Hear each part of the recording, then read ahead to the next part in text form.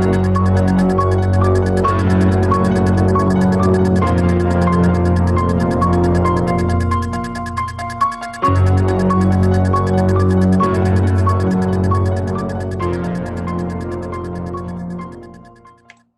everybody, and welcome to another episode of the Terrible Terror Podcast.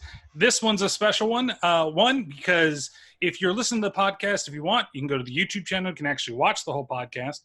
And two, I've got two special guests with me. Say hello to Neil and Paranormal Pat. Hello. Yo. So Dave, unfortunately, couldn't make the recording for this one. This is the last of Halloween month. And, of course, it drops on Halloween. So what the hell are we doing? We're going to do Halloween. And I thought that, we especially, Pat. Well, which Halloween? The original, 1978, not the 2018 continuation, which I don't know why they just didn't call that one Halloween Part 2 as well, or something else since it's like the sequel to Halloween. But no, it's Halloween. It still pisses me off that they took out the second one. I think that they should have at least left the second one in there. I thought you were going to say you're pissed off that Danny McBride wrote this one. Mr. Eastbound and Down himself. So got two guys here. Love Halloween. Don't you even have a tat there, Patrick? Yeah, it's half and half of Michael Myers and Jason. There you go. So we're going to do this a little bit differently than I normally do the podcasts. We're going to we are going to chat about the movie, but it's just mostly going to be like key scenes. There's going to be some clips, not as many as I normally do. And it's just mostly like a chat about it because I think that a lot of people have kind of done this movie to death on podcasts. And I don't know if a 5-hour chat is really worth our time. Plus, Neil was nice enough to be a part of this podcast. And it is butt-ass early for him right now. I have a vat of coffee here, so I'm doing my best. Okay, I've also got the mind of a 5-year-old because when you raise it up, I'm assuming the F, A, and A are before the RTS on your cup, so it's farts that you're drinking out of. But that's me just being a 5-year-old. They taste good, whatever they do. Well, at least they'll keep you awake, right? I hope so, yeah. We're also talking about Michael Myers, so we should be wide awake for this guy. So, exactly. What was your first experience with the film? We'll start with you, Neil. I think I was quite late to this. Because I've talked about this before. I mean, my first horror film was Halloween 3. So that was my introduction to the Halloween franchise. So it would have been, I think I saw Nightmare on Elm Street before I saw this, so I think it would have been mid-80s, I think. Once I'd started getting into horror, I think it probably would have been on late. I don't ever remember renting it, so it must have been on late night TV. It was just one of those, once you started getting into things like Nightmare on Elm Street and Freddy, you kind of started to know about these other screen killers, so Michael Myers and Jason, and it was a great time to be getting into horror really back then. And it would have been late night TV, and instantly when you start watching it, that music is iconic, considering it's 3 notes. Yeah. It sets the whole scene. It sets the entire movie up in 3 notes. So it's a fantastic film. I watch it constantly. It's funny because I never really realized just how much it's used through the movie. It's used to accentuate certain parts of the movie. It's used to produce scares. It's used to kind of lull you almost into sometimes like a sense of just like complacency with the killer, like connection to the killer. It's really amazing that it is so prominent, so iconic, but used so well. And like, it doesn't feel like it's overdone. No, there's some there's variations of it that when I was watching it earlier on, there's variations of that initial theme that they use, sort of different keys, and it's just it's a perfect score. I'm not sure if I needed to check this, but I'm not sure if it's quite like Jaws, where you only ever actually get the Jaws music when the shark's around. So once you know that, you know when there's going to be a jump scare. Yeah, he's in the bushes somewhere. He's hanging out behind some clothes. He's peeping on some girls, being a giant fucking perv. It's all there. Hey, it's Halloween. What do you get up to on Halloween? What about you, Pat? I have to say it was like early '90s. I remember watching Jason and Freddy Krueger and Chucky early, but Michael Myers, I think I was a little more late to the table, and I don't even honestly. I'm trying to remember who. I probably watched it with my cousin Ernie because we were always watching horror movies and stuff like that on our grandma's black box that she had, and so I'm pretty sure that's where I came across it. I don't know if it was a movie channel or if it was just like on like a TBS kind of thing or something, but I'm pretty sure it was more of a movie channel in definitely early '90s when I saw it for the first time. It definitely for me was way later, I think, than both of you guys, because I want to say that, or maybe it was the late '90s, early 2000s.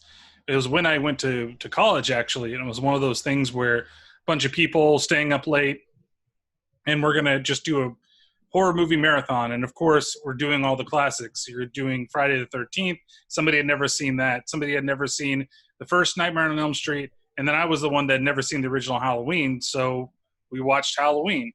And just, there was kind of like an instant connection. And it's still, just from the way that it's shot, just from what, like the budget that you knew that it had, like what John Carpenter was able to do with the film, it's pretty amazing and genre changing, for its time, because you never really had the perspectives that you had in the beginning. I mean, the intro of the film is just a simple classic, hands down, the way that it's shot, from you not knowing that it's a young Michael Myers to just peeping in. You think that you're a different type of killer as you're roaming through the house, and you get to look through the mask holes, and it seems a little bit cheesy, especially when you're like looking through the mask, because it almost looks like the camera is looking through 2 toilet paper like rolls, and you just have them up there.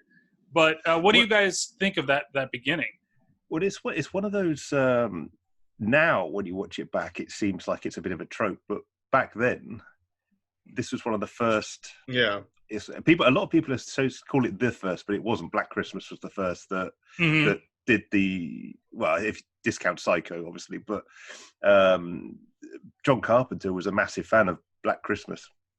And I know that he was so obsessed with Black Christmas, he spoke to Bob Clark, the director, and he was saying, I think they had a conversation. He said, so what would you do about a sequel? Bob Clark really didn't have much interest in a sequel. He said, but what would you do? He said, well, I'd do something along the lines of he breaks out of the asylum and goes back to his house and takes revenge on the people that are there. And I'd probably set it around Halloween. And that is basically what became the basis of John Carpenter says it had nothing to do with it. But I think he's lying there. But of course. But yeah, I mean, but that intro where you've got the kid in the clown suit looking through the window, hot and heavy teens go upstairs, and then he goes through the house. That's the same. All right, so that's the same teens that go upstairs, isn't it? Yes, and they are terrible fucking kissers too. Oh, he was really going for it. I think that the actor was definitely somebody that didn't get much. And was using that opportunity. He was trying to swallow her face, man. Like, he was trying to go Beetlejuice on her and make the giant thing to, like, rub over her on top of her head. He knew he had to get what he could while he can. I mean, let's face the facts. They weren't upstairs very long when he left. No, I was going to say that when he gets upstairs, is that pre or post necking? Because that pre. He didn't take him. Oh, I was wondering that, but then because they went upstairs and then where was he? And Michael's downstairs. He's going like that's when he goes to the kitchen to get the knife, And then when he comes walking back is when he's putting his shirt back on and coming down the stairs. Yeah, so I mean, it's they were very quick. Yeah, it's just a one pump chump is all it is. All the men that you don't get get the treat, you get the trick. which means he might have had a mess in his pants and he had to leave really quick. Well, real quick though, I'm surprised though, Brian, that was the first time you saw this movie. Real quick, going back for a second. Oh yeah, because you're talking about when you were a young kid and your uncle showing you Alien. How the hell did he not show you Halloween? Oh, I know. My uncle's obsessed with this goddamn movie. Like, more so than what even I would think somebody could be obsessed with. I know that's why your wife, my cousin, also loves the movie as well, and so does my other cousin, your brother-in-law. And Anthony's just missed out on the whole horror thing, man. Like, the rest of the family is all horror, and he's the only one that wants to be something else. Yeah, that's true. So we would all know how to get away from the killer, and he'd be the first one that the killer gets. Or he might be the one pump chump that we see at the beginning of the movie. Oh, that's his problem. But it's foreplay. It's weird. Like, I know I saw Nightmare on Elm Street when I was a teenager. I know that I saw Friday the 13th, the first one, as a teenager. But Halloween was one I just never really saw. And I know that there was a couple like midnight showings that they did around campus, and it's like The Lost Boys was something, again, I never really, I here or there, but like really paid attention to was in college because of the stuff they did on the Knoll, you know? Well, So, I think maybe that because Halloween's a different kind of slasher that when, you know, we're not hugely different in ages. So around that time, you had your Chuckies and your Freddy Kruegers, and they were kind of more fast-paced horrors that when you're getting into horror, maybe you didn't have the patience for a Halloween as a kid, because it's a while before something really gets going. It's just a guy stood there a lot of the time. yeah. It's not the ADHD of horror. No. And it's great because there's a lot of really great camera work in this movie that I can appreciate now, even after seeing it last night and seeing it for, I don't know, the 15th, 16th time or whatever it is. I was like, it's still beautiful. Well, there was one scene in particular, the day when I was watching it, it was just a shot where they're in the camera's behind them when Laurie and Jenny are in the car, and they're getting followed all over the place. But there's the sunbeams coming through because it's just coming up to sunset. Yeah, and just the light flares coming through the windows. I'm sure that was more luck than anything, but it's such a nice cinematography. I'd like to say that it's brilliance, not luck, but it's probably luck. No, there's also one of the, like, of course, we're just kind of general chatting. Like I said, I'll play a couple clips, but there's one of the scene where you have Laurie and she's got him behind him in the closet, and she's seen everybody dead, and then slowly but surely, like, he just comes into focus, like it's complete blackness. It's such a beautiful shot as he comes into frame, and you're just the dread and terror that you can feel. I mean, for somebody that's maybe seen it so many times, like, this is just a cool scene. But the first time, I remember just being like, "Oh crap!" Like, there he is, and it's just that force that he is, and being called the Shadow in this movie. You know, we know who he is, or the Shape. I'm sorry, I'm thinking of a bad Alec Baldwin movie instead. Well, you guys want to take a quick listen to one of the clips that we've got here? Yes. So, Sir. The best clips in this movie, and probably most of what you're going to hear throughout the podcast, are going to be from Loomis. Yep. Because he's the one that moves everything along. So we're going to listen real fast to, and then chat a little bit about him going with the nurse to pick up Michael. You ever done anything like this before? Only minimum security. I see. The driveway's a few hundred yards up on the right. The only thing that ever bothers me is their gibberish. When they start raving on and on. You haven't anything to worry about. He hasn't spoken a word in 15 years. Are there any special instructions?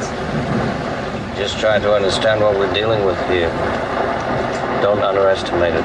Don't you think we could refer to it as him? If you say so. Your compassion's overwhelming, Doctor.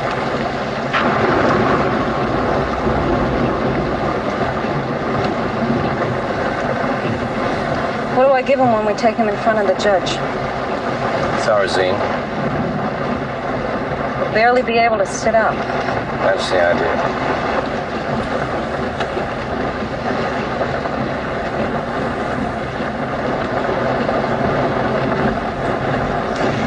You're serious about it, aren't you? Yeah. You mean you actually never want him to get out? Never.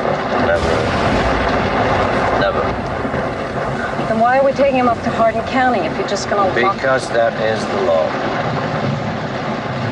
Here we are. It's kind of crazy in the way that scene works, because we know the way that Michael Myers is going to be in this film, right? He's going to be a silent killer. He's just going to kind of stalk around.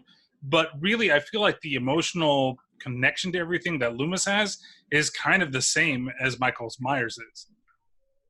Yeah. So this comes the first big escape scene in the movie. And what's your your whole take on the Michael Myers getting away with the car scene? It's kind of, again, this is another one. It started those kind of tropes, that kind of just sort of appearing out of nowhere on top of the car. It's a really great scene. It's again, aesthetic setting. So the rain, the thunder, the asylum, Loomis kind of hamming everything up.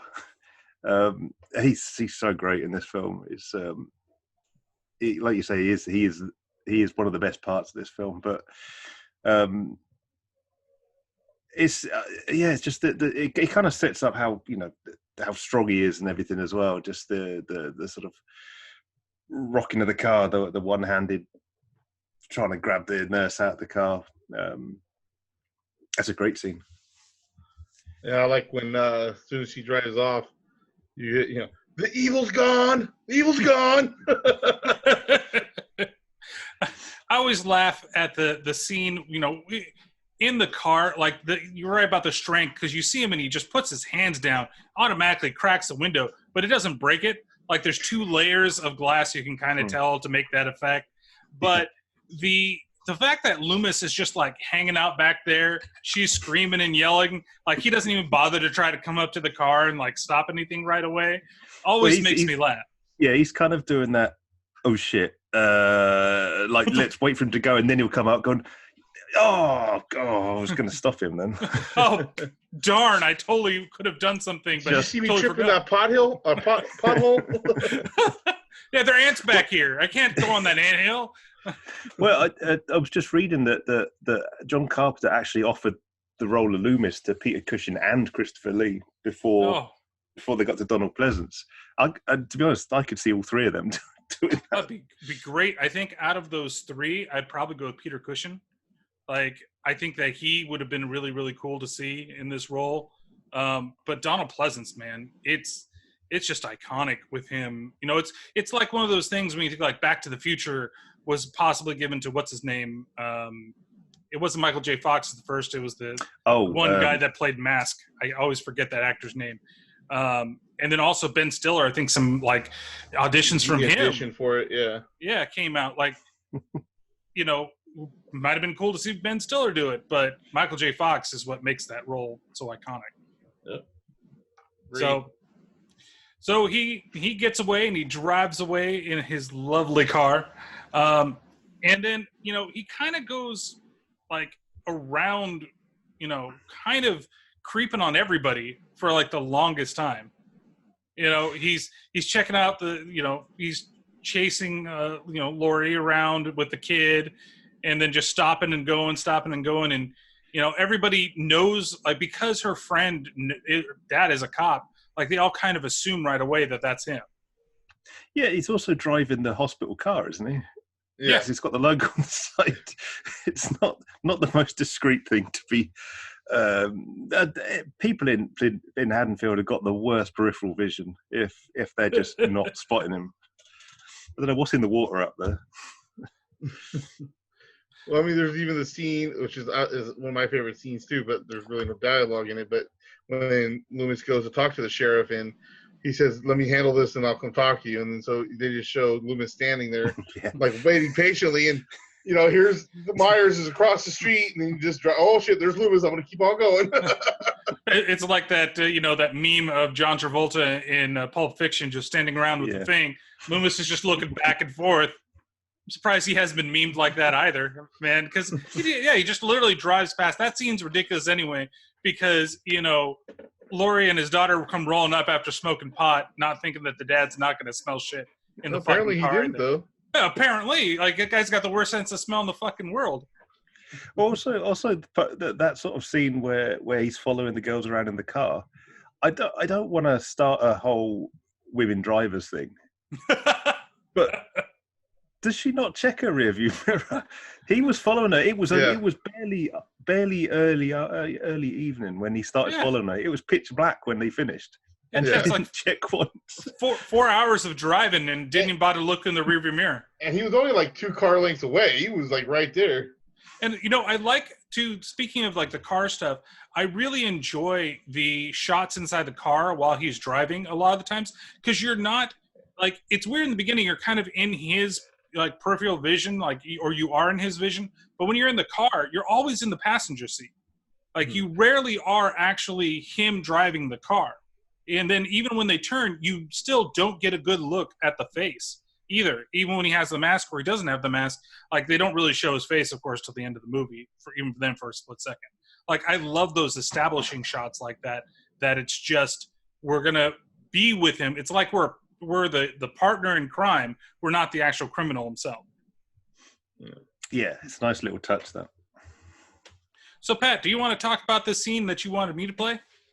Well, I just think I really like this scene because, like it goes even further into, the way Loomis sees Michael Myers, like in the fact that he's like in this frantic, knowing he already knew where he was headed, and that, oh, you guys are the ones that made, let him out or whatever, or not let him out, but like, didn't do the proper security is what I'm trying to say, and I just really like this scene when he's basically just telling this guy off, like, I freaking told you guys, no one wanted to listen. Yeah, he learned how to drive, so he drove off last night. He can't even drive. Well, he was doing fine last night. Oh, I told him how dangerous he was. You couldn't have 2 roadblocks and an all-points bulletin wouldn't stop a 5-year-old. Well, he was your patient, doctor. If precautions weren't strong enough, you should have told somebody. I told everybody! Nobody listened. There's nothing else I can do. You can get back in there and get back on that telephone, tell him exactly who walked out of here last night, and tell him exactly where he's going. Probably going. I'm wasting my time. Sam Haddonfield is 150 miles away from here. Now, for God's sakes, he can't drive a car. He was doing very well last night. Maybe someone around here gave him lessons. I love how the guy is just like, well, he's probably going there. Motherfucker, I've spent 15 years analyzing this guy's fucking brain, and you don't think I know what I'm talking about? Yeah. He didn't speak one word the whole time, but yet I can still read him. Yeah. You're going to tell me? He's going to be pulling at George Bush over here, read my lips. That's all he fucking does. So the other scene that I really enjoy is the first scene where Michael kind of comes up to the kids that are there. So they're at the school. The boy that she's going to watch, and they're running up on him.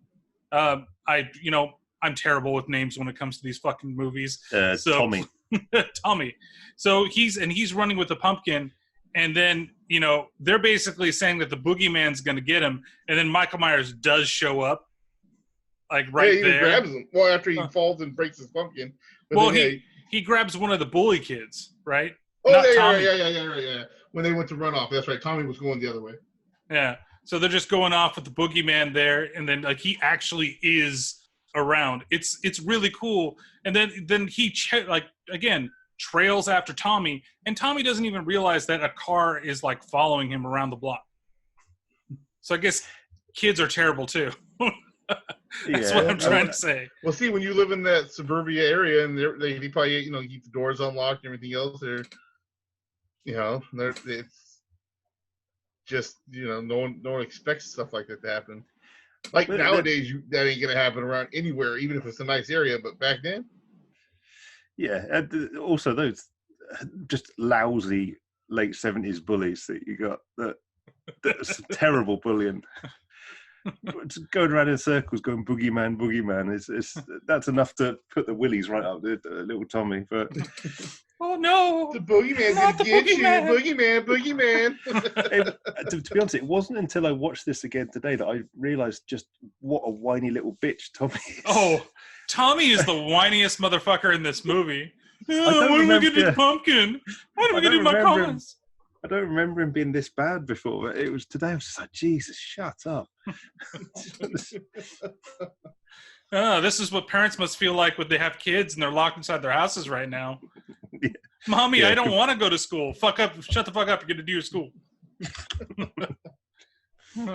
Yeah, but that type of bullying is pretty, light, honestly.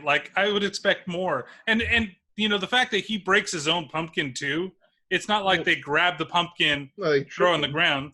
Yeah, but, he could have still saved the pumpkin. Well, he thought to himself, land on my back and take a chance to get a concussion or fall on this pumpkin, and I'll make Lord buy me another one. Yeah, that's right. So the other scene that I wanted to play was the first time that we kind of meet the girls all together at once, and that, of course, Mr. Myers also shows up in the scene. As usual, I have nothing to do. It's your own fault, and I don't feel a bit sorry for you. Hey, Linda, Lori, why didn't you wait for me? We did. 15 minutes. You totally never showed. That's not true. Here I am. What's wrong, Annie? You're not smiling. I'm never smiling again.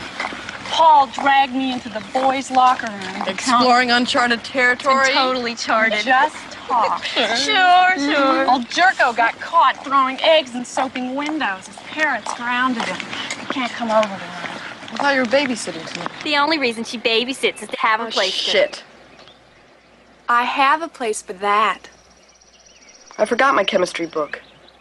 So who cares? I always forget my chemistry book and my math book and my English book and my French book. And, well, who needs books anyway? I don't need books. I always forget all of my books. I mean, it doesn't really matter if you have your books or not. Hey, isn't that Devon Graham?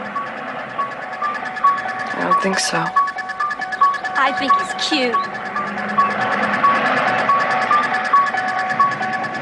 Hey, jerk!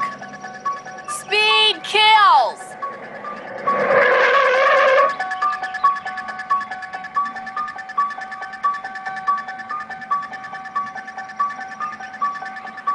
God, can't you take a joke?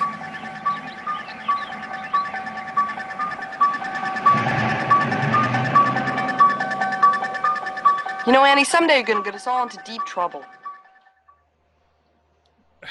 So Annie is the blondest of blondes of blondes of blondes that could ever blonde a blonde. No. Or is that... It's Linda. Oh, Linda. I don't know why I keep... Annie's the one, who yelled out, speed kills. That's right. But Linda is... and I feel like that line was ad-libbed. You don't need books. Who needs books? I just need to talk about books for another 50 fucking minutes. Books. They say books as almost much as they say Michael and the fucking Lost Boys. No, I don't think as much. What I like about that scene is the when she shouts at the car and he stops and she just like, oh shit. we've all been there when you've done something thinking they're gonna. Oh fuck. Yeah, because you think that they're just gonna keep driving or something, and oh no, they stopped. Oh shit. What do I do now? And the fact that he heard her with the windows rolled up and as far as he was, I don't think that he actually hear. It's because he's got that William Shatner mask that gives him extra hearing. They beamed in some sound into the car. That's right. beamed him twice last night. He really enjoyed it. It was wonderful. But that was a couple of weeks ago.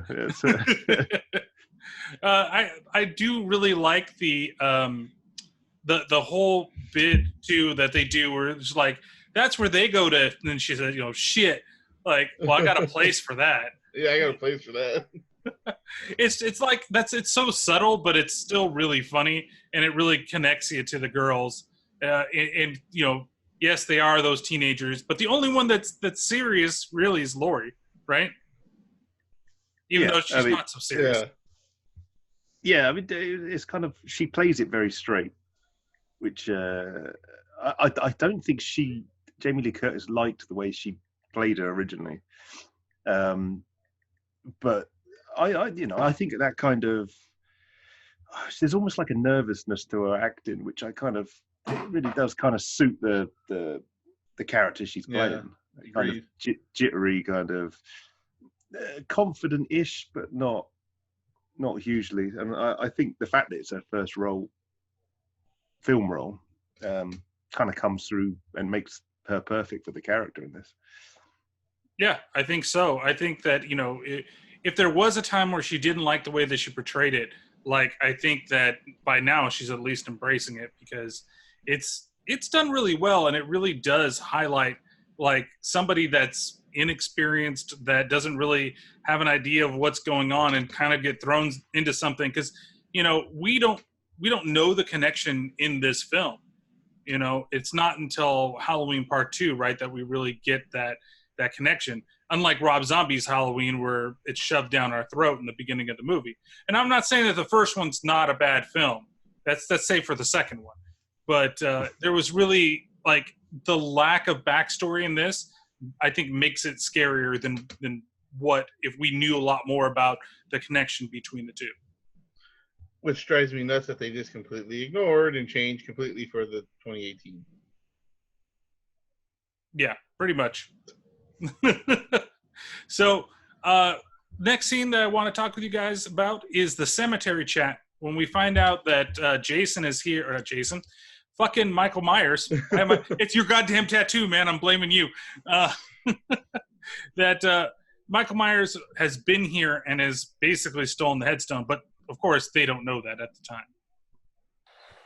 Yeah, Judith Myers. Row 18, plot 20. Yeah, you know, every town there's something like this happen.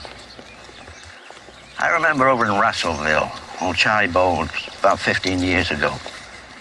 One night he finished dinner, and he excused himself from the table, and he went out to the garage. He got himself a hacksaw, and then he went back into the house, and he kissed his wife and his 2 children goodbye, and then he proceeded... Where are we? It's right over here. Yeah, Myers, Judith Myers. I remember her. Couldn't believe it. Such a young boy. Mother, you lost? Why do they do it? Goddamn kids. They'd do anything for Halloween. Whose grave is it? Oh, I know. 18, 19. Judith Myers. He came home. So it's weird because I always, like, I think the first couple times I was like, man, that grave is really small for his mom. Like, not realizing it was just the fucking headstone. Sister? Or sister, I'm sorry. I'm getting goddamn Rob Zombie stuff in my head. But yeah, that it was the sister's grave. And also that, that story, that really nonsensical story, I really want to know the ending of it. He got the hacksaw and what? I was going to say the same thing. Every time I watch this movie, I'm like, I want to hear the rest of this story. Like,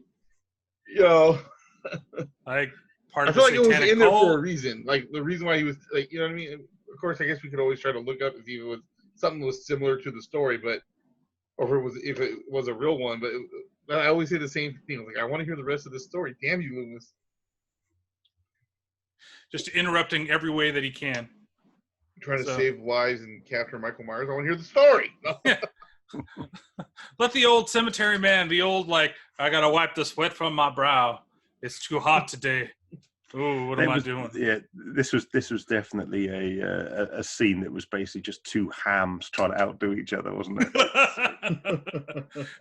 Damn it, man! We have to save the town. He's trying to do what's his name, Herman Munster from Pet Sematary. Look, here, y'all. Yeah, you find a man have with to, a hacksaw.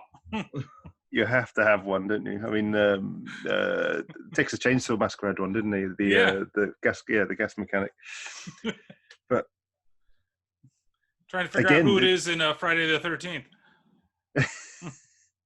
I mean, again, this is another sort of trope that John Carpenter kind of started, really. Then, yeah. I guess what was his name? Would be kind of, he didn't really have that kind of an accent, but what was the name? Crazy. Damn it! The guy was always riding on a bicycle on Friday the 13th. Oh, yeah, I know. Crazy something. He's like, they're all gonna die. He gets on his bike and leaves. But I do like the way that the scene's set up. Just because you can tell that it's kind of like almost feels like not a care in the world type of situation. Like, oh yeah, this shit just happens all the time. In fact, there were some crazy people that happened down the road. The guy got a hacksaw, kissed his wife goodbye, and then it's just like, then he gets upset when he gets over to the grave and the headstone's gone, and it's like, oh, God damn it, it's fucking kids again doing this shit. Where, Loomis is like, hurry up, I need to get to this point to figure out if he's around here. Let's go. Crazy Ralph, by the way. Crazy Ralph. So now the next one is the one that another one that Patrick had picked out, and this is when they go into the house. So before we play the scene, what are your impressions on like that whole like setup of them actually kind of like breaking into the house? Because the first thing I notice is that they don't seem to talk about how the glass door to get into the house is even broken. They just open the door and walk on in. Yeah. Well, I mean, they set the scene up pretty good to like where, for example, once again, where he's trying to get through to everybody that this is not a man. When he's like, they found the rat or whatever, and he's like, oh man, what happened here? He's like, oh, he must have got hungry, and he's like, could have been him, and basically just trying to say this is not a man that everybody keeps thinking this is a man. This isn't a man. This is something else. And then they set up the whole scene after they go upstairs and he shows them where Judith was murdered, where the 20-second pump happened and then murder. Well, there's that really cool, like before this little clip starts, there is a good jump scare I think that still gets me, even though 'cause I always forget that it's going to fucking be there. When like the piece of the roof falls down and hits the glass. Piece of the gutter hits the glass. Yeah, that even last night I went, oh shit! I'm like, I forgot all about that. I've probably seen this movie over 100 times, mind you. I'm not being, hyping up the number. It's probably been a close over 100 times. So I mean, this movie gets played year round at my house. Plus, you got that awesome little you want to say Jason again? Michael Myers display there in your window as you walk by. It's great. I get to go out and try to throw out the garbage because he lives a couple doors down from me. And here goes Michael Myers, coming from the goddamn window. So let's go ahead and play the clip of whether Dr. Loomis is actually really scared of Michael Myers. Seems to me you're just plain scared. Yes. Yeah, I am. I met him 15 years ago. I was told there was nothing left. No reason. No conscience, no understanding, and even the most rudimentary sense of life or death, of good or evil, right or wrong. I met this 6-year-old child with this blank, pale, emotionless face and the blackest eyes, the devil's eyes. I spent 8 years trying to reach him, And then another 7 trying to keep him locked up because I realized that what was living behind that boy's eyes was purely and simply evil. What do we do? He's been here once tonight. I think he'll come back. I'm gonna wait for him. I still think I should notify the radio and television. No. If you do that, they'll see him on every street corner. They'll look for him in every house. Just tell your men to keep their mouths shut and their eyes open. I'll check back in an hour. I find it so funny that the cop is really like he's getting told by Loomis, and he's just okay, whatever. Like just keep your mouth shut and have your guys go do everything. Yeah, you, this is your police department, but let me tell you how to run it. And that felt something that like Rob Zombie changed with his version of Halloween, where I think Malcolm McDonald is a great Loomis as well, but he wasn't in control as much as this Loomis was. Yeah, well, he liked to think he was. It kind of feels like the sheriff's just kind of humoring him a lot of the time, like because he doesn't quite believe anything's going on, so he's just sort of humoring Loomis at the minute. But that speech that he just does there, did anybody else just sort of roll into the Jaws speech when he starts saying the black eyes like a doll's eyes? I don't think I've ever thought of it that way, and you're kind of opening my mind. Yeah. Well, they came out at roughly the same time, didn't they? When was Jaws? Jaws was 79, 77. Yeah, so this was 78. So yeah. Somebody stole it from somebody. Well, John Carpenter originally wanted to have a scene where there's a giant boat that Michael Myers was on that was sinking into a lake, but they had to stop it. Yeah, never jump the Myers. 1975. Okay, so 3 years before. And I do love the never jump the Myers. I think that happened in some of the later Halloweens that went on. So I think someone got something screwed up here. I typed in Jaws to look it up, look up the year. Uh-huh. And how they give you like the trailer for the movie and, some pictures of Jaws and all that stuff. The trailer they're playing is Ghostbusters. Yeah, watch Jaws' trailer. Yeah, for some reason it's stuck on the Dan Aykroyd getting his belt unbuckled scene. It's just happening over and over and over again. So the other one is I do want to play one scene where we get whiny ass Tommy in there, and that's the scene where they're talking about the boogeyman for the first time and what the kids originally told him, between him and Laurie. I mean.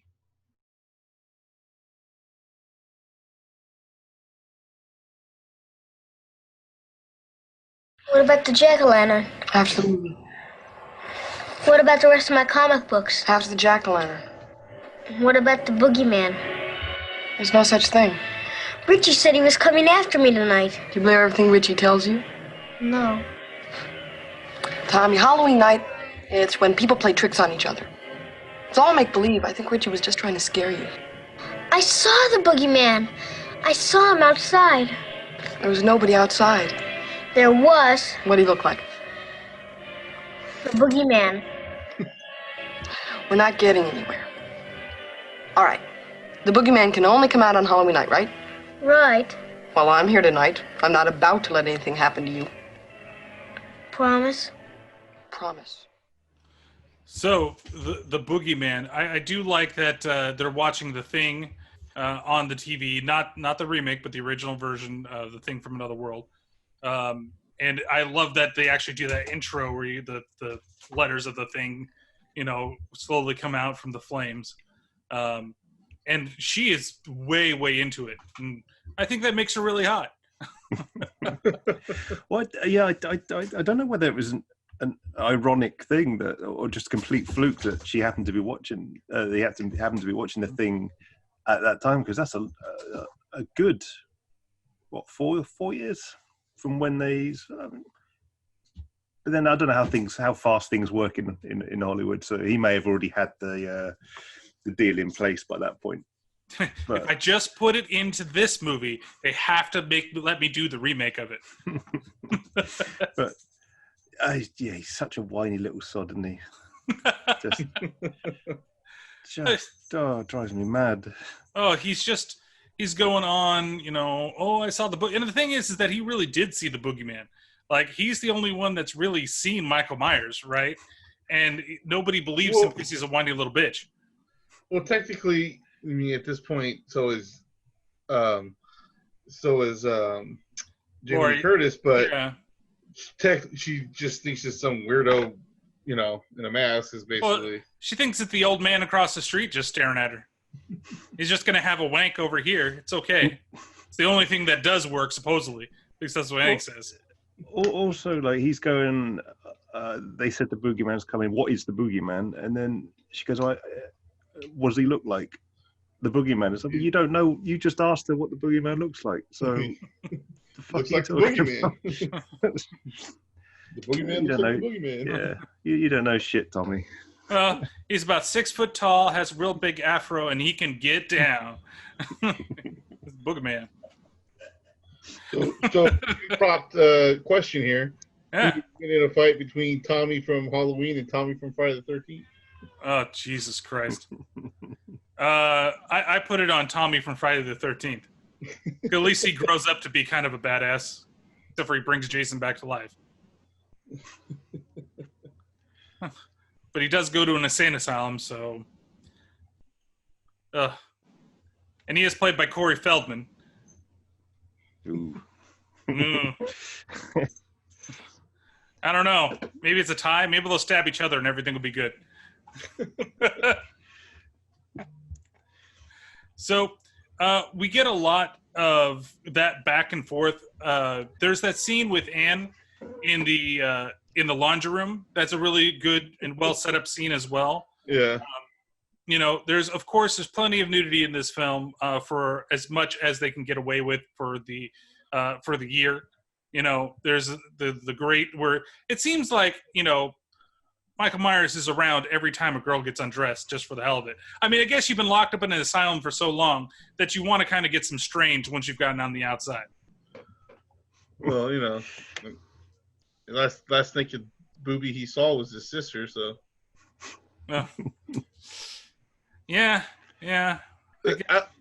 One thing I always liked about that scene where she gets locked in the when Annie gets locked in the laundry room too, is when Paul calls, and he goes, "Can you just go get her for me?" He's like, "Oh, okay," and she hangs the phone up instead of just setting it down. She automatically just hangs up the phone and goes, "Hey," and then he's like, "Hey, Paul's on the phone." Like, no, he's not. You hung up on me, you little shit. Yeah, Haddonfield has a monopoly on irritating kids, doesn't it? It's, and it's like into that movie too. Yeah, but it's like the setup for a bad porn, isn't it? Like where I've spilt stuff. I take my trousers off and then try and climb to a window. Oh no, the window's stuck. I'm stuck in the window. No, step bro. No. Here's just the reason to see her boobs, and here's the reason to see her panties. And she puts on like the dad's shirt too. Like, hey, he's not going to need this shirt. Either that or something's going on that we don't know about. It was a different time, Brian. Different time. Also, she puts way too much detergent for that many clothes. And there was like 2 items. She's just like... Man, I remember back in the day and you had to do that, man. You would just go and you'd like have to put it in the water first so that way it didn't stain the clothes, and then all of a sudden you'd be able to get it in there. So it's settled. I'm never going to try to pick up a chick from Haddonfield. They can't drive worth of shit. They can't do laundry. They can't even make popcorn without spilling shit all over themselves. What's next? Can't make a decent sandwich? What butter stains like that you've got a powdered butter that you've got to wash your clothes? Yeah, we certainly didn't have stuff like that over here. It's up there with the Fu Man fingers. Strange American food types. Well, those are a breakfast treat, supposedly. And now we've got powdered butter and popcorn that's not Jiffy Pop. You know, why is there a health crisis in America? I don't understand this. I don't fucking get it. You know. So that scene too, when she's in there, and then like Michael Myers is kind of like staking her out the entire time, is also a pretty cool like setup. That everything's just, you know, closing perfectly on its own. He's there watching. He's completely gone the next second. It's really like creates that mood of terror around that you're just like, well, what is he gonna do? Is he gonna do it? Why hasn't he done it yet? You know, like just fucking kill her already. You don't want her to die, but you're like, just fucking do it, damn it. No, he had his he was still trying to calm down from killing the dog, you know. Oh, giving the dog the bear hug. Just, oh, who's a puppy giving me puppy kisses? Oh, I want to give you a nice hug. Oh, that's no good. Just over there. I'm gonna call you George, and I'm gonna love you. Maybe that's what happened to the rat. He wasn't trying to. He wasn't trying to eat him. He's just, you know, it snaps his neck and says, "Well, oh well, don't want to waste it." I'm a little thirsty, a little hungry. Okay, let's go. Oh. So, you know, she manages to get back to the house. There's also the scene that I like to when they're, you know, Loomis is basically chilling at Mike's old house. We'll just call him maybe Mikey from now on. So he's there, and then the kids come up, and he scares the living crap out of them. And then, of course, after that, he also talks directly to the cop. And so let's take a quick listen to that scene. I'm not afraid. Bull. I'm not. Then go in. Chicken. Go ahead, Lonnie. Go in. Hey. Hey, Lonnie. Get your ass away from there.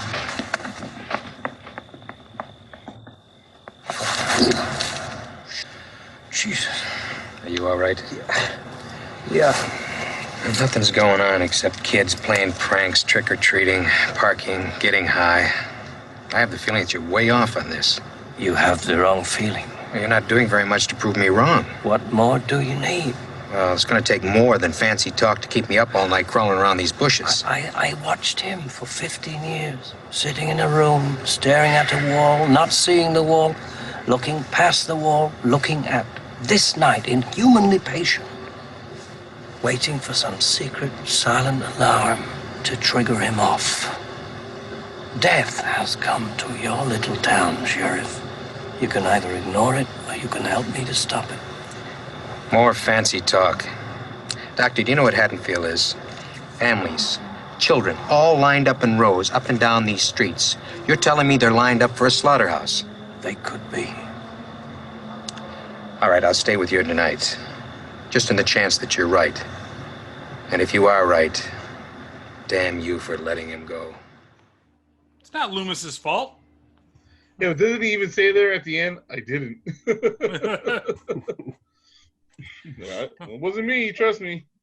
I just like the look on Loomis's face when he scares the kids. He's so happy with himself. Oh, yeah, he's like so pleased. Like, so fucking sad. Well, and it also looks like, I know that he's kind of like going like this, you know, but he almost looks like he's covering it completely. So it's like, how can he make that type of like throwing his voice? He's got to be the best voice thrower in the world for it. And he also does like grab. Kids. Maybe he's a part-time ventriloquist. Oh. So he's been hanging out with Anthony Hopkins and his little dummy? I mean, you know, maybe he's been practicing in front of Michael Myers and All right, Mikey, I'm going to talk for you. Or he was his puppet. That's the real reason why Loomis wants him back. They got to hit the road for their show. For 15 years, Loomis had his hand up my ass. Now I want revenge. Yeah, I mean, it's a good scene, and you can kind of see that the police officer, you know, he's kind of fed up with this whole thing. I also like how he calls it fancy talk, but it's not really fancy. It's basically straightforward, like, hey, this guy's going to kill. I know who this guy is. I've studied him. Let's stop him. No more of that fancy talk. Well, what I quite like about obviously the older films is that they don't feel this need to kind of shove stuff in your face. That they do subtle exposition. They don't have to show you everything that's gone on. It's just Loomis saying he's been there 15 years. He's gone crazy. Whereas when you get the remake, so oh no, we need to show it because people are ADHD now, and you can't. They don't understand subtlety. It's what I like about these older films. It's just kind of a lot of stuff is left up to, like you were saying about the story in the cemetery. It's just kind of something's mentioned and never brought up again. It's kind of, I really enjoy that kind of filmmaking. Yeah, still want to know the end of the goddamn story though. But yeah, me too. We should all just try to get a hold of John Carpenter on Twitter or something and say, what's the rest of the damn story? I've been waiting 15 years. Is there a novelization anywhere? There must be. I don't know. It'd be really weird to have a novelization of this movie, I feel. I've got a few, some really odd ones, but we've got Killer Clowns the book. Well, I know the entire Nightmare on Elm Street series is novelized, as is a load of Friday the 13th. So, yeah, so there may well be. I might have to look it up. And here I'm just thinking about the Friday the 13th TV show, and then the Nightmare on Elm Street TV shows that came back, in the 90s. Yeah, I try not to think about them. So from here, a bunch of things happen. Like Paul gives the call over to Annie, right? And he's like, "Oh, my parents are gone, so I can sneak out and we can do whatever we need to." I like how he also tells her, "You only think about one thing," and he's like, "Well, yeah, I think about multiple things, and it's still all the same thing. It's just them fucking, And like the fact that she runs out of the house just still dressed the way that she's dressed to go drop off the kid, she doesn't wait till the laundry's done to put on the pants because she's not going to need them anyway. Well, she's only going across the street and it covers all damn near to her knees. So. Yeah, but you got to think of the children out in the streets, man. What children? How many people did you see out in those streets right there? Like 3. Yeah, there were 2 of them. Yeah, there was some kind of odd. 1 minute, Laurie's sat outside and the kids are starting trick or treating. It actually gets to the night, and then nobody's out trick or treating. It's kind of a really odd scenario. Yeah, and this is the 70s too, so it shouldn't be that bad. They should all be just out there and about. Doesn't matter what time at night it is. Yep. But she just kind of drops off the girl really quickly, and of course the girl's again is a whiny bitch. No, I don't want to do anything. I just want to watch my fucking movie. And she's like, "I'll let you. What if I could arrange it to watch it with Tommy?" And she right away was like, "Oh yeah. I can manipulate that guy." Oh yeah, that guy's a whiny little bitch. I can totally ruin his life. and then you have her go back, and then she goes to jump in the car again, just dressed as she's dressed. Is she just Paul. And she's gonna bring Paul there. It's not like she's gonna go to Paul's, do what she needs to do, and then come back, right? Well, it's more adventurous if you're doing it in the place you're babysitting's house, right? Yeah. Along with bringing besides, your they got to friend. sneak out anyways. Remember, or I guess his parents did leave, but he had to sneak out just in case they came back. Yeah, but doesn't she allude at one point that she ain't coming back that night? So I don't know where all these parents are going. Do you reckon there's some sort of hotel in Haddonfield where all the parents are meeting up for some keys and a bowl action? All the parents are at some big orgy party in Haddonfield. Yeah, because no reason why they're living there. Because Laurie says something about she needs to know what time to put the kid to bed, which indicates that she's staying there. Yeah. So yeah, and the thing is that you don't really see anybody's parents anywhere. I mean, the only person that that's working the night is Annie's dad, right? Yeah. He's working. He's out with Loomis, and he never ever finds out that his daughter dies in this movie either. That's one scene I kind of wish that was in this movie, but it doesn't necessarily need to be in the movie. It's like, that would have been kind of interesting to see. I mean, it happens in the second one, but it does. They cut that out and it doesn't count anymore. Yeah. So you're talking about in Halloween 2018, he still doesn't know that his daughter's dead. Well, by Halloween, what was it, 6? He was retired. So He stayed alive for quite a long time. But it's you have this giant like you said, there has to be some type of like swingers party that's going on because we have no idea where anybody's parents are, or they don't even talk about like, oh well, there's this big event downtown and everybody's going, or there's this thing. It's just that her parents are gone, his parents are gone, both of their parents are gone, all the teens' parents are gone, and everybody's just they're gonna have their own orgy while the teens have their own orgy. Because when you see Bob and what's her name, Linda, they talk about Blondie. We'll probably just call it that. Like he's talking about bringing in the other one into the bedroom with them. No, they're talking about Annie. No. She's not talking about Annie. She said he was talking about the girl she was babysitting. Oh, I took that as the babysitter. No. Oh, because that's completely wrong. That's even worse. It was the 70s, Brian. That you stuff can't was just judge. Okay. Yeah, you can't judge by today's modern snowflake kind of attitudes towards this sort of thing. Yep. That's right. That just makes me a snowflake. I'm so worried. I'm gonna get owned by 70s pedophilia. But what do you guys think of Annie's death? That's before we get into the whole Bob and Blondie stuff that's going on. Like, how do you think about that scene?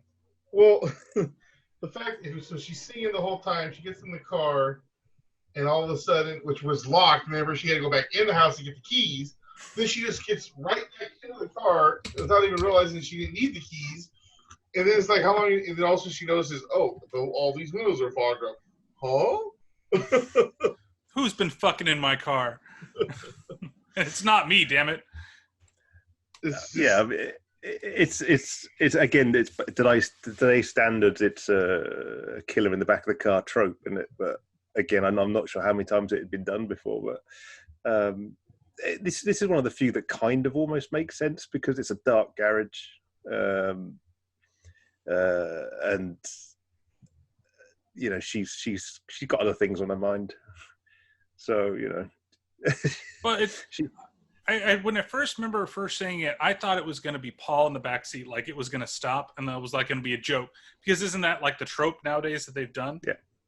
You have to do one fake one before the real one starts. Yeah, exactly, and that's what I thought. And then I'm like, oh wait, no, it's actually him, and he's actually killing her, and then she's dying a terrible death. Like, well, yeah. I mean, I think now that this kind of signifies that first kill, kind of signifies where this film kind of kicks into gear now, doesn't it? It's kind of sort of house of cards in killing. It's kind of right. First one's down. Now I've got taste for it. Now it's time to where go. Them kids at? Yeah, where them kids at? I'm going killing, guys.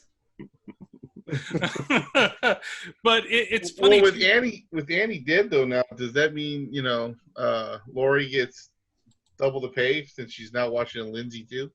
Oh, well, she's also going to have to go out with what's his name because she said that she would watch the girl and then she would correct it with whatever his name was. Tramer. Billy or something like Tramer. that. Ben Tramer. There you go. Like you've got to go. You got to go to the fall dance or whatever with him now. Well, I just love this kind of old school. Like they've obviously they all know each other. When you were at school, did you refer to people by their full name? It's so odd. And they constantly refer to him as Ben Trainer. Even after the first time. I think there were some people in our high school that I would refer to the full name, but they were mostly like the sports people, right? You had somebody that was on the basketball, like who was that one guy that went to the NBA, Patrick? Eddie House? Yeah, Eddie House. I think that's how people would refer to him as Eddie House because he was there my freshman year, and we both also went to the same high school at different years. But he was there. Didn't know each other then, though. Nope, didn't know each other. But he was in senior year of my freshman year, but everybody referred to him as Eddie House. you know. Okay. But I think that's the only case that where we would refer to somebody, or they were like two Brians in your classroom and you had to refer to one as, you know. But even then, it'd be Brian K and Brian whoever. Most of my, unless they were close friends, like I said, I played sports, so a lot of my friends I called them by their last name. Yeah. Yeah, never really a full name. Yeah. It's still weird. I wouldn't think, maybe, you know, I guess in terms of a film, it makes sense, but. Maybe this is a female thing. Maybe there's, you know, we're a bit sausage heavy in this course. Which was my nickname. Which was my nickname. Oh no, Brian's left the scene. He's dead.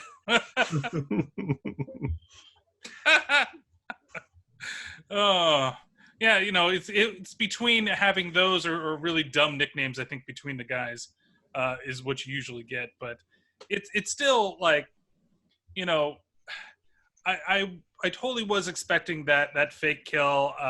I think that one's kind of silly. And then, like you said, the things do get rolling from here on. And it's really, this is like the last 30 minutes of the film.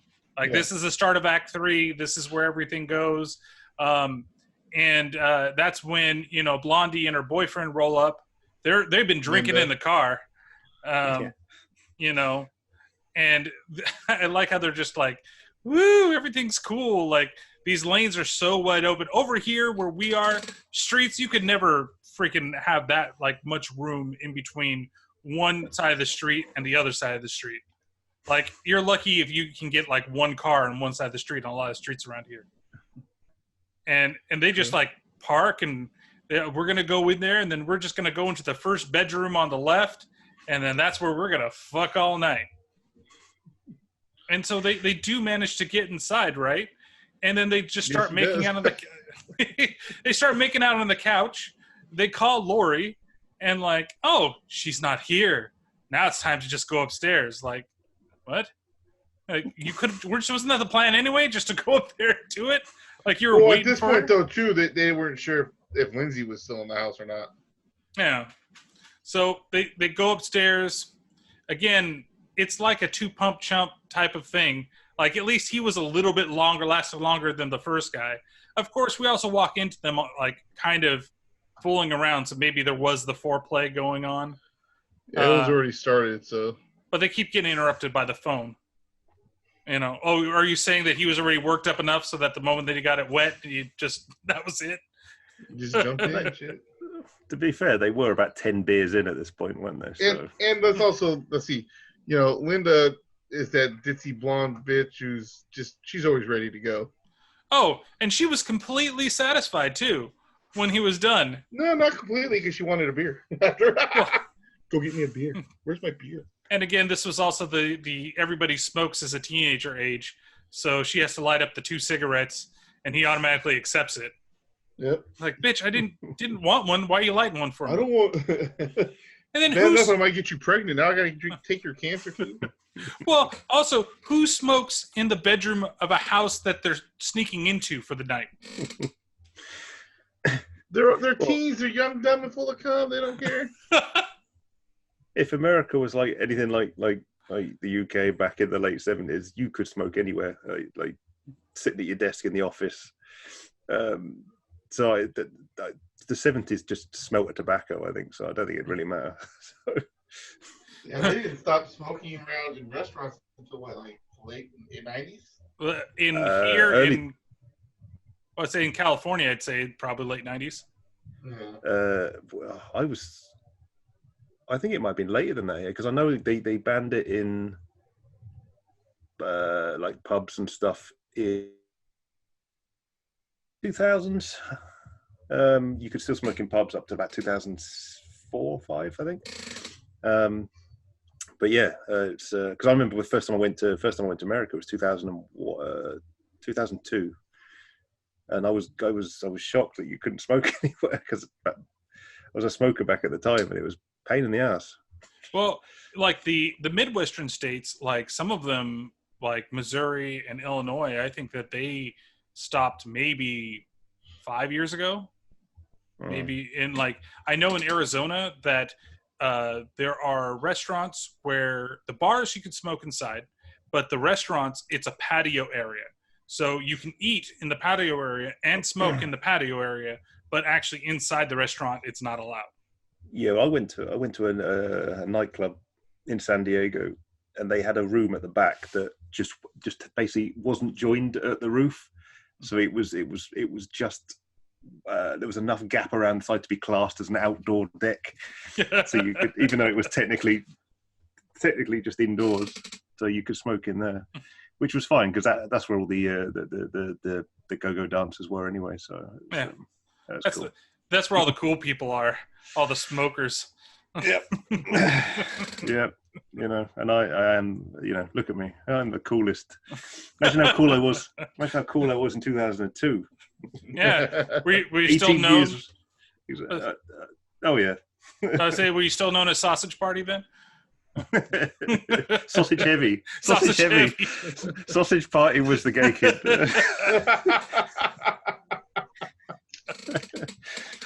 So, all right. So they've had sex. So we know what that means because Michael Myers is still in the house and he's been watching him. At least he's nice enough to let them finish. You know, he got his stuff on. He was able to get that. And then when, you know, poor Bob here has to go downstairs and get the beer, he gets probably one of my favorite kills in the movie, which is him being choked, hung up, and then just stabbed right through the chest, and he's just hanging up there in the kitchen. That's what he also gives him where he's just staring at him. Like, it's such a cool fucking shot because it's like he's admiring his work. Mm-hmm. He's like, man, I didn't think that'd work. It's really fucking cool. Well, I think some Killjoy did do an experiment to see if you could hang a human body up using a knife in a door, and no, he can't. That's a great kill because he's not a cock blocker like Jason. No, like he lets the kids have their fun, and then, you know, it's like, well, you shouldn't have done that, but you know. I think even Freddy kind of like he's kind of in the middle, right? Like kind of cock blocker, kind of not. No, Freddy will just possess the guy and finish for him. Yeah, Freddy needs his cut as well. That's how he works. Freddy just goes into inanimate objects and becomes a part so he can get him some. I don't know. It's telephone time. This is such a great shot and scene because, but again, it's that kind of idiot kid in the dark. Oh, there's a little noise in a house I don't recognize. Oh, I'll investigate. It's like, nah, bitch, I would be back up them stairs the minute I heard a door squeak. Oh, fuck that. I'm leaving.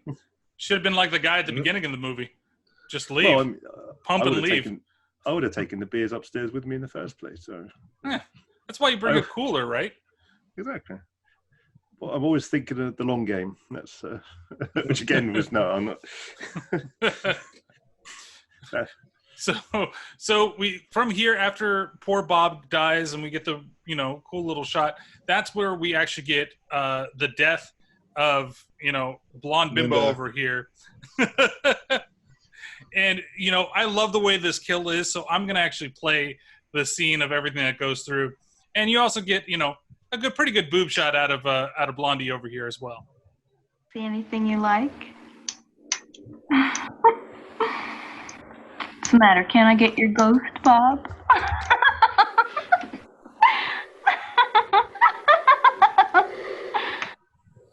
All right, come on, where's my beer? Well, can't you answer me? Okay, I'll answer. Well, I'm gonna call Lori. I wanna know where Paul and Annie are.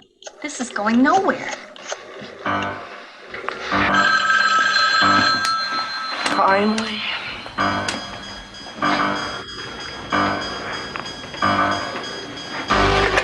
Hello? Hello? All right, Annie. First I get your famous chewing, now I get your famous squealing.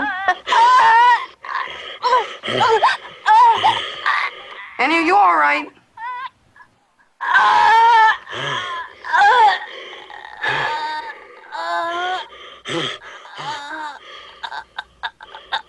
Are you fooling around again? I'll kill you if this is a joke. Yeah, it's a great little scene, and it's weird because it does sound a little like she's getting off, but it also sounds like Mike's getting off too. Yeah, they both have a choking fetish. Yeah, there's a bit of hot and heaviness coming out from him. That's one of the few times you ever hear him breathing, isn't it?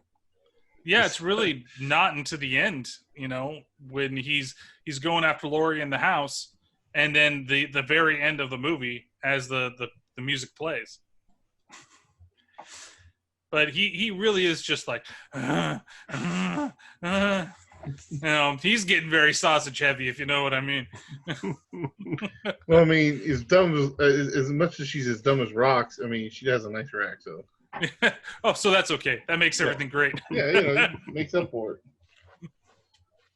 So she dies, then that means Laurie's got to go investigate, because when she calls back, nobody answers the phone once again.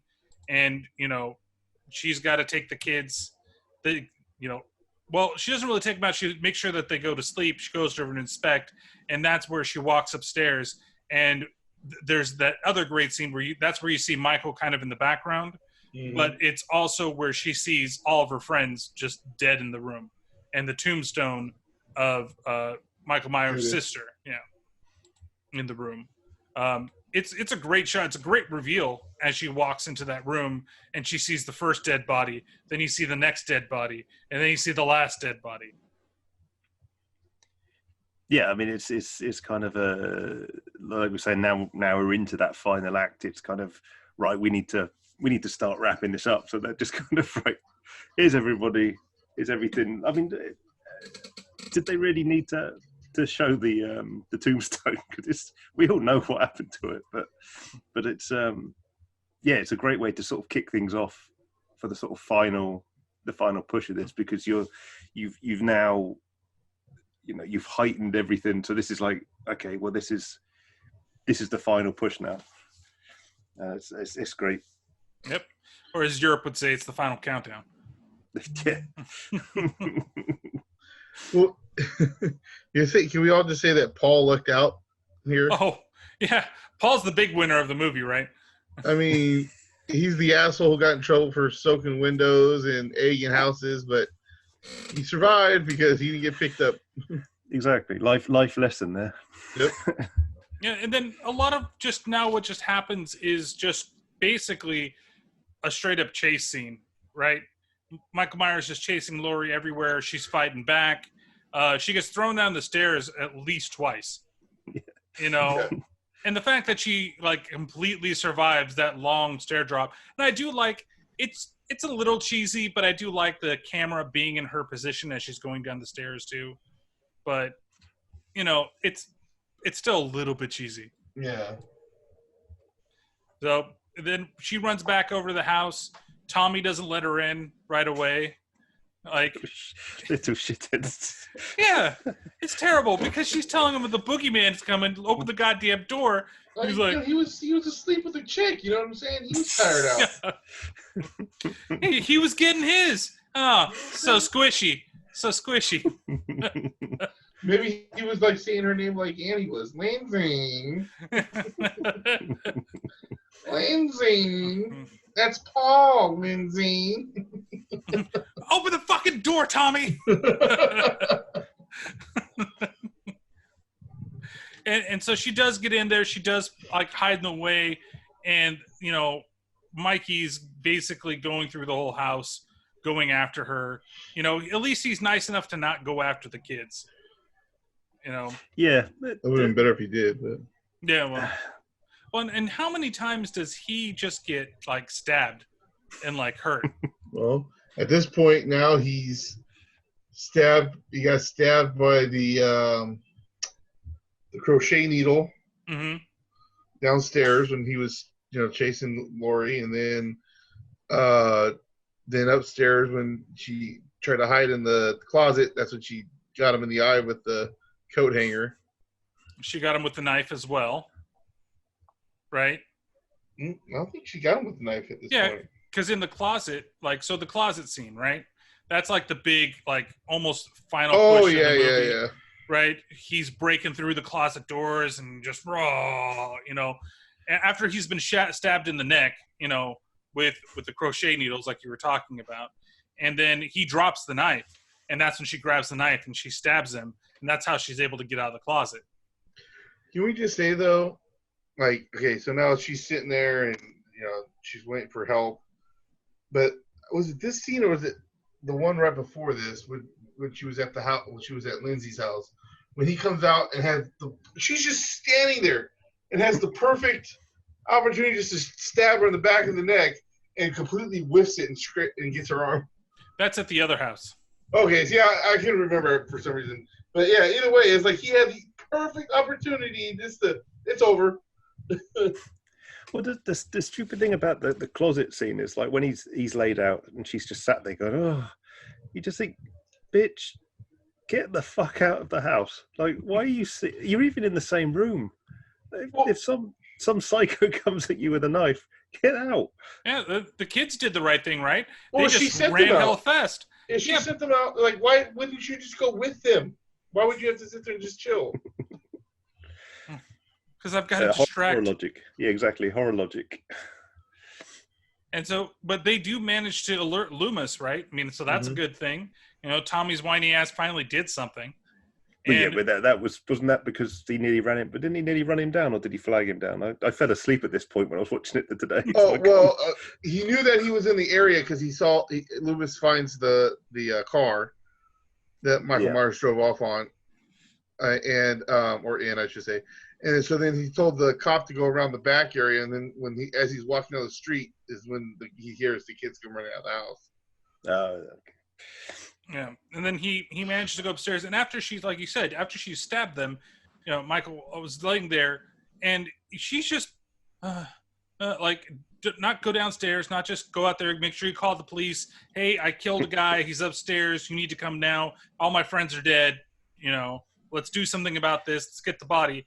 No, I'm just gonna fucking stand here while he raises from the dead. Yeah, you just want the Undertaker's bell to play, don't you? Just I needed Paul Bearer to come out. Oh, Michael Myers. That's not until the 6th movie. You can't stop my Myers. But I mean, it's one of the most awesome scenes. It's funny when you look at it and you think about it just because of the stupidity of Laurie, but that just him raising up in the background, nobody had seen anything like that before. And that's you really knew that this wasn't your standard killer. Yeah, I mean, again, this is just another example of how Halloween trend sets, because like you say, this wasn't done before. So I mean, now you watch it back and you go, oh, but at the time, in horror films, they didn't have a killer that would do that. So it was kind of, you were probably all right to sit there, because up until then, you always had that, didn't you? The sort of the hero stood over the body of the villain, just sort of, oh well, that's that then. Yeah. But oh right, I won. Yeah, hey. But I think that again, that's why this film got the reputation, because you kind of at that point you think, done, that's it. The sun's going to come up. They're all going to come in. Loomis is going to come in, but nope, up he comes. So. Yep, and he manages to get his hands on her throat, and then that's where she takes off the mask, and you get to see him for just a brief moment, and it's the only time in the film that you actually get to see his face. Now, I don't remember in any of the other ones, do you actually get to see who he is? I think in the 5th one, Jamie gets him to take or it's either the 4th or 5th one. She gets him to take his mask off for a second, but then he puts it back on. But it's like all like silhouetted in the dark. So it's not as good of a shot as we get in the original. Yeah. So, yeah, but I don't think there was like a long-term plan for the series, was there? As far as I'm assuming, as far as John Carpenter thought, this was like a one-shot deal, so it would make sense to have something in there. But well, yeah, I mean, I remember what their plan was. Even though he made Halloween 2, the Halloween series was supposed to be, each one was supposed to be its own story. That's why Halloween 3 was the season of the witch. But and that's why a lot of people say that he shouldn't have done part 2 anyway, and just did what he was originally planning. I don't think he particularly was it. I think he was forced into two to make something else. I think the studio made him do two to give him the thing. I think they made him do it to give him something else. It was something like that. I remember. Yeah, he wasn't really wanting to do it, and he just kind of busted out the script really fast. But I still really enjoy the second one. So even something he doesn't put his full heart in is great.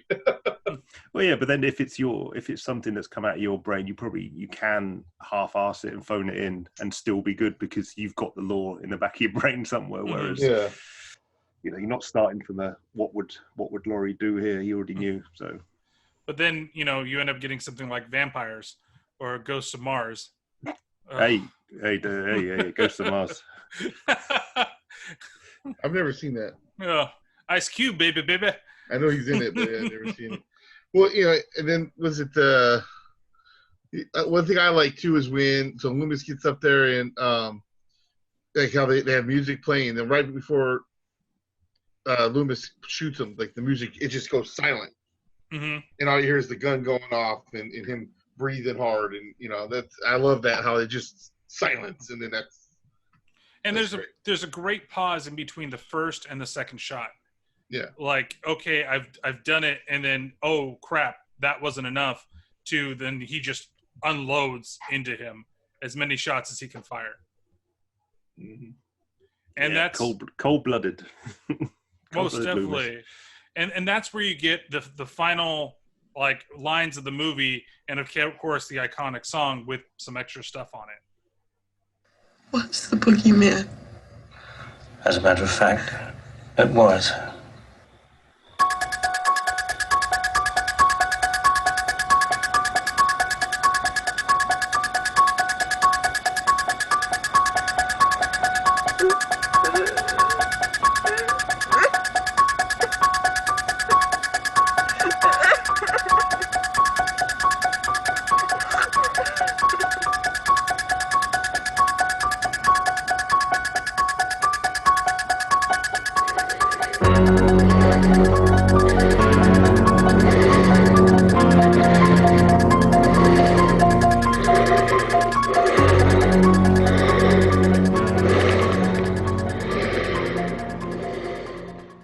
So, I mean, it's crazy because, again, you think that he's possibly dead this time, and he completely disappears in the last scene. And I did truncate a lot of the silent moments out of that, so it's not as dramatic as you see it in the movie. But I also don't want you guys to sit through 2 minutes with 45 seconds of it being complete silence. But the way that it's set up, from when she says what she says to Loomis, there's a good pause in there that makes it so much more powerful. And even the silence as we walk out to the balcony, and then the music starts playing because he's not there anymore. And I love how they added him breathing heavy in it. Yeah. Even though you don't see him. Yeah. He's just getting off somewhere again. He's choking more bitches.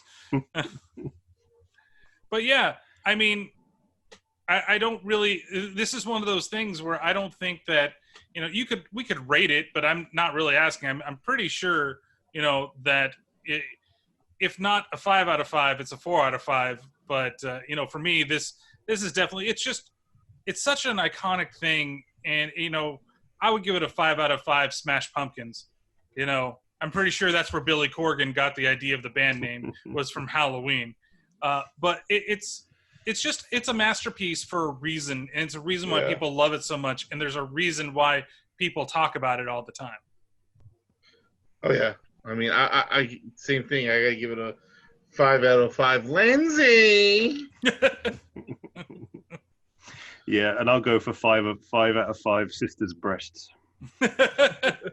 Oh, that's something to make Total Recall jealous about.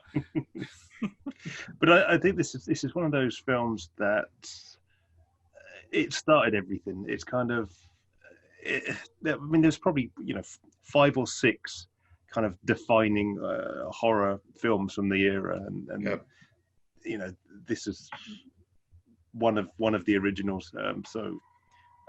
It is well deserving of its place in considering it's a $300,000 budget and made between in today's money like 150 million. Yeah, I think that Wikipedia had said when I looked it up that it estimate was 60 to 70 million that it made, somewhere around there. Yeah, that was back then. In today's money, it makes it basically 150 million, I think. Which is absolutely crazy. Yeah, it has, you know, basically no budget, to the fact that the director has got to make this simple ass song that becomes this iconic masterpiece of music. To the fact that he tours on his synthwave stuff today is absolutely crazy. Well, not today, but up until when everything went to shit. You know, that he still is regarded as a master of horror. And, you know, it's not to say all of John Carpenter's movies are hits, because there are a couple misses, but they're still good ideas. They're well executed. And this truly is what makes him a master of horror. Yeah. Agreed. Yeah, definitely. So are there any final thoughts that you guys have on the film? Just, I mean, it's like you said, classic. It's great. It's a must around Halloween time, but like I said, in my household, this movie is always being played. And my biggest thing I hate is that they cut out 2 to connect it to this other one. And I mean, I can understand why they cut out 4 and 5 and 6, and then even H2O, and it definitely was hit Resurrection. But like, I just, how they just wanted to disregard 2, and I don't mean, honestly, I don't feel like they just took away so much from him being the crazy killer that he is by even taking out the kills in number 2. Yeah, I mean, I've not even seen the 2018 one. I just can't. It's to me, it's not canon. It's not, you know, I could sort of consider the first 2 and 3 as like the definitive trilogy. Yeah, but no, I've got so much love for this film. It's it's one of the greatest films ever. But certainly one of the greatest horror films, but if not one of the greatest films ever made. Yeah, it's definitely something that it's special the first time that you watch it, and if you've never actually seen the movie, like, do yourself a favor. Here in the U.S., it's available on Shudder, at least for October. I don't know how much longer it's going to stay up. It's been on there for a long time, even before that. Yeah. Well, I think it might have been started within the 61 Days of Horror that they did, starting in September. Well, I mean, I'm talking about when I first got Shudder, it was on there. And I've had Shudder well, I know years, so.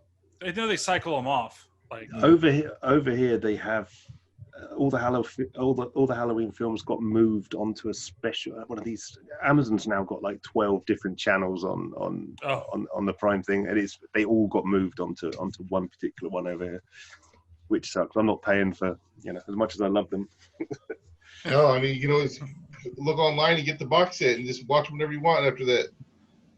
You're gonna end up with that Shout Factory Friday the 13th set, which is like $160, where the hell it is. Oh, it's gorgeous though, isn't it? Believe me, it is the one with all the movies.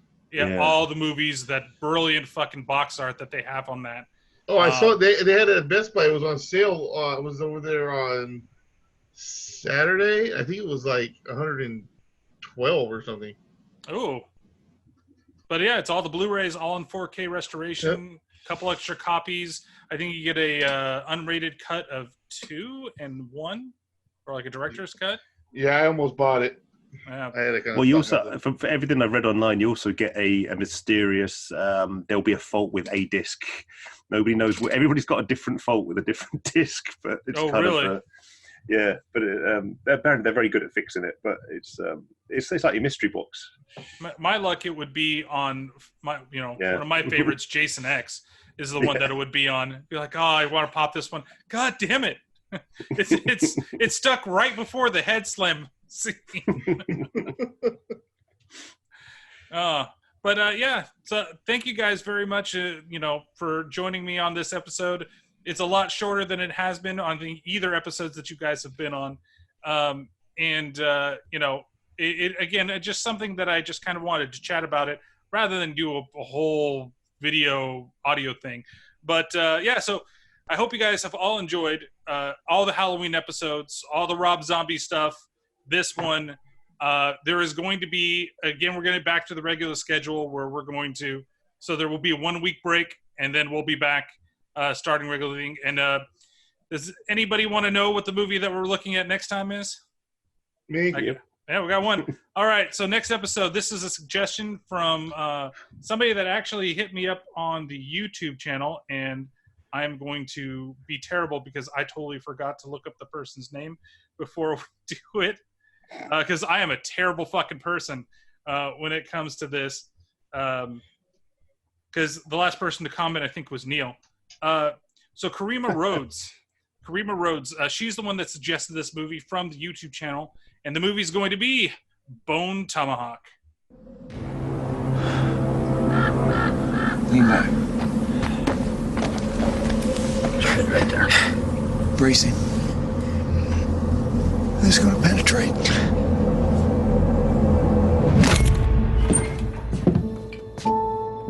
Good evening. In civilized towns, you look a man direct in the face when you talk to him. This isn't comfortable. Well, it's not supposed to be. There's a situation. Serious. Mrs. O'Dwyer was abducted. She is my everything, and those savages have got her. God knows what they're doing to her, and every second that we delay. You know who did this? You don't have a name. How many of them do you think there are? It won't matter. You have no chance against any number of them. I'm coming with you. No, I need you here. And this is what the backup's for, to help an emergency, not stay back. I'm coming. We're making a 5-day journey in 3 days, riding along and sleeping the bare minimum. I don't know what's west of here. No cattle trail or anything else goes in that direction. If our horses die before we get there, or we go into hostile territory, weak and foggy with exhaustion, we won't rescue anybody. Don't be scared. I am a friend. You aren't. Damn you! You had no cause. If you want to question my morals, do it later. Bless us, O Lord, and these thy gifts, Which we are about to receive.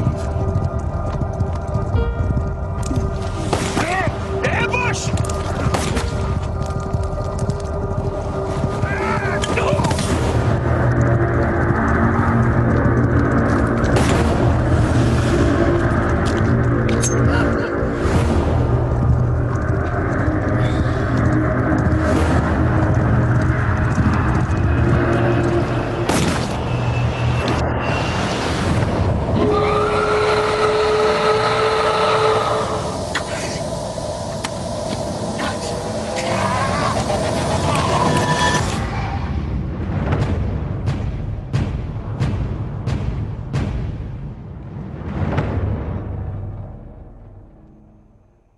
So I think that trailer was longer than most of the clips that were played tonight. But yeah, that's got an all-star cast with Kurt Russell, Patrick Wilson, Sid Haig, David Arquette. It's available on Netflix right now, I believe, or Amazon Prime. Prime. Yeah, I was just looking it up. I was like, what is this? And I'm like, geez, 2015? Like, was this even in the theater? Or? Yeah, it came out in the theater, but it was a limited release. And it definitely had a big following for those that really enjoyed it. It's a little bit of a cult classic, and I hear that it's extremely brutal. This will be my very first time watching it as well. So I'm looking forward to it. Yeah, I've only seen half of it. Yeah. And so it should be a lot of fun. I love going into it. I love it when people suggest movies. I know that Patrick has suggested quite a few. There was something you just watched recently that you said I should watch, which is Mikey. Well, I've seen it before. It's just been like probably over 20 years since I've seen it. That was from '92. I mean, that's like I said, the best line ever. You know, tagline. Hey, remember, Jason and Freddy were kids once too. So we'll take a good look at that. It is the turkey season, so why not look at something that's exploitative? There you go. because I think I've done most of the Thanksgiving horror stuff. The only one that I didn't really do and I could have done, but I did the little mini review on was Christie, which that only takes place during Thanksgiving. It's not really a Thanksgiving-based horror movie. Unless they ever really do come out with Thanksgiving 2, then maybe I'll check that one out. But good Lord, I hope they don't. They'll probably come out with like Thanksgiving 17, and it'll have some backstory. Bullshit that movie was. But yeah, so why don't you guys plug yourselves before we leave the podcast? Neil, how about you? Yeah, you can find me on Twitter, Neil Fraser78, and you can follow me on the gram at Neil Fraser Graphics, where I primarily just post work and pretty pictures and all that nonsense. And and this is going to be the announcement here, Neil was gracious enough to create a Corn Trees logo that we're going to turn into a Corn Trees shirt. So that should be up there on TeePublic, hopefully sometime around the time this episode releases. Thank you so much, Neil. You don't know what that means. I really appreciate that you did that. And it's a really cool design. I can't wait to get that on a couple of different things. And it's been a long time since Corn Trees became a thing. So if you know what that is, you got to go back to this Freddy versus Jason episode and check out those. And every episode after that, because we keep bringing it up.